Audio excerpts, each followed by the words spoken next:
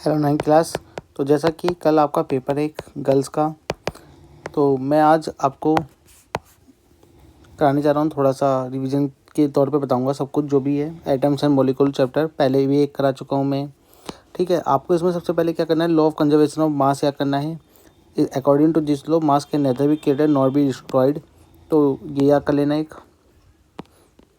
दूसरी बात, ये लॉ का वो डेफिनेशन है यहाँ पर पूरी लिखी हुई, ठीक है, इसे याद कर लेना। लॉ ऑफ कांस्टेंट प्रोपोर्शन क्या होता है, इसमें लॉ ऑफ कांस्टेंट प्रोपोर्शन में दो लॉ आते हैं हमारे पास। This law was the attempt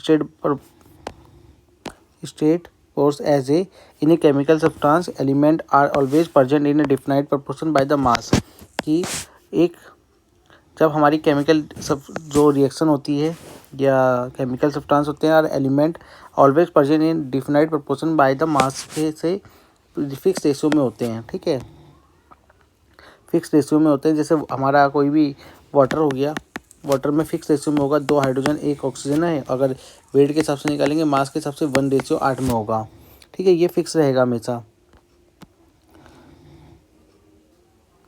और हमारा आ जाता है इसमें, इसके बाद डोंटल एटॉमिक थ्योरी, इसे पढ़ लेना। इसके 5 भी आप करके चले जाओ तब भी आपका काम हो जाएगा। All matter are made is very tiny particles call the atoms which participate in a chemical reaction. Atom are the individual particles, की इंडिविजुअल पार्टिकल्स होते हैं अभी के लिए, आगे चल के पता चल जाएगा।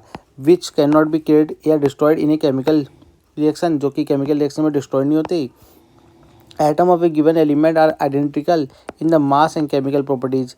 Atoms of the different element have the different mass and the chemical properties, यानी कि इसमें बोल रहा है कि अगर एक आइटम हाइड्रोजन, जैसे कि हाइड्रोजन हमारा H2 में भी, हाइड्रोजन हमारा H2O में, H2O में है, H2SO4 में है, तो ये सब जितने भी हाइड्रोजन हमारे मिल रहे हैं ना, ये सारे आइडेंटिकल होंगे।